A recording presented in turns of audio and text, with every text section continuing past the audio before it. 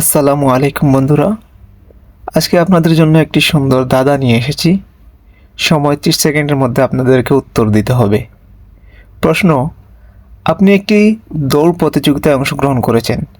শেষ রেখার ঠিক আগে আপনি দ্বিতীয় স্থান অধিকারী ব্যক্তিকে অতিক্রম করে গেছেন। এখন বলেন তো আপনি কোন স্থানে দৌড়টি শেষ করেছেন? অপশন: চতুর্থ স্থানে, প্রথম স্থানে, দ্বিতীয় স্থানে এবং তৃতীয় স্থানে।